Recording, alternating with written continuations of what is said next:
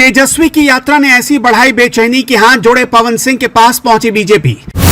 प्रभारी विनोद तावड़े समझाते रहे, कुशवाहा मनाते रहे, जिद पर अड़े रहे पावर स्टार।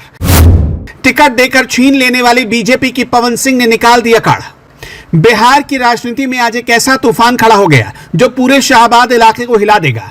तेजस्वी यादव की यात्रा और राहुल गांधी के दौरे ने बीजेपी की बेचैनी को चरम पर पहुंचा दिया था।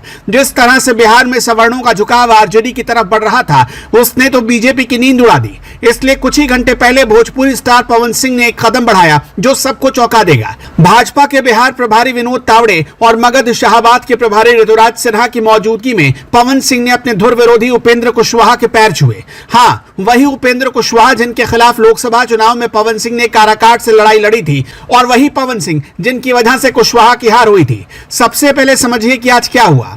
दिल्ली में उपेंद्र कुशवाहा के आवास पर यह ऐतिहासिक मुलाकात हुई। बीजेपी प्रभारी विनोद तावड़े ने खुद पवन सिंह को लाकर सुलह करवाई। पवन सिंह ने न सिर्फ पैर छुए बल्कि कुशवाहा से आशीर्वाद भी लिया। विनोद तावड़े ने साफ कहा कि पवन सिंह भाजपा में हैं और रहेंगे। वो एनडीए के सक्रिय सदस्य हैं। ऋतुराज सिन्हा भी वहां मौजूद थे, जो मगध और शाहबाद के प्रभारी के रूप में जाने जाते हैं। यह मुलाकात सिर्फ औपचारिक नहीं थी, ये एक संदेश थी भाजपा का बिहार के राजपूत समाज को कि लौट आए हम मजबूत होकर। पवन सिंह का स्टारडम, उनकी लोकप्रियता और उनकी राजपूत पहचान सब कुछ भाजपा के पाले में आ गए। लेकिन सवाल उठता है कि यह सब इतना अचानक क्यों? भाजपा को पवन सिंह की इतनी जरूरत क्यों पड़ी? पिछली बार पवन सिंह के गाने की वजह से उनको लोकसभा टिकट देकर बीजेपी ने वापस ले लिया। 2024 के लोकसभा चुनाव में उनके नाम का ऐलान हुआ, फिर अगले दिन बीजेपी के नेताओं ने उनको दावेदारी खत्म करने को कहा। पवन सिंह को पिछली बार पश्चिम बंगाल के आसनसोल से टिकट मिला, लेकिन एक गाने की वजह से बंगाल में विरोध होने लगा। इसी से नाराज पवन सिंह ने काराकाट में बीजेपी और कुशवाहा के खिलाफ जाकर निर्दलीय चुनाव लड़ा और उपेंद्र कुशवाहा चुनाव हार गए। देखिए, शाहबाद का इलाका आरा, भोजपुर, कैमूर, रोहतास, सासाराम और भभुआ को मिलकर बनता है।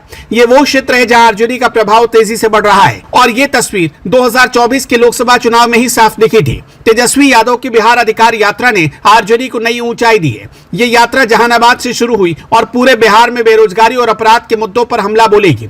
भाजपा ने इसे जवाब देने के लिए 58 नेताओं की 14 टीम बनाई है, लेकिन घबराहट चुप नहीं रही। राहुल गांधी की वोटर अधिकार यात्रा ने तो जैसे आग में घी डाल दिया। ये यात्रा पटना में समाप्त हुई और महागठबंधन को एकजुट करने का काम किया, जिसके बाद कहा जा रहा है कि भाजपा घबरा गई है, क्योंकि 2025 विधानसभा चुनाव में शाहबाद की 25 सीटें दांव पर है। अगर यहां हार गई तो पूरे बिहार में लहर टूट जाएगी। इसलिए भाजपा ने पवन सिंह को लाने के लिए दरवाजे खोल दिए। विनोद तावड़े ने खुद पहल की, सुलह करवाई, क्योंकि बिना पवन सिंह के शाहबाद फिसल सकता था।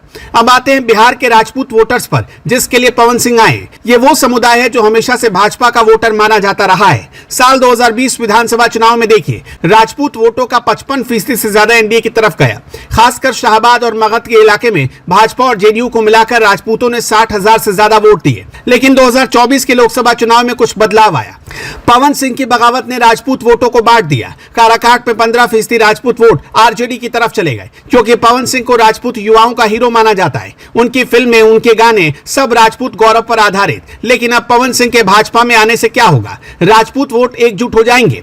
2025 में विधानसभा चुनाव के ट्रेंड बदल जाएंगे। अनुमान है कि शाहबाद की 15 सीटों पर राजपूत वोट 10% बढ़कर 65% एनडीए को मिलेंगे, क्योंकि पवन सिंह राजपूतों के प्रतीक हैं। वो न सिर्फ भोजपुरी के सुपरहिट सिंगर हैं, बल्कि क्षत्रिय सम्मान के योद्धा भी हैं। और अब सबसे बड़ा सवाल, पवन सिंह को भाजपा कहां से टिकट देगी और उन्हें कौन कौन सी शर्तों पर रखा गया है? साफ है, आरा की सीट मिलेगी। वही आरा जहां पवन सिंह का जन्म हुआ, जहां उनकी जड़ें हैं। 2020 में आरा से एनडीए ने जीत हासिल की, लेकिन 2024 में पवन सिंह की बगावत ने वोट बांटे।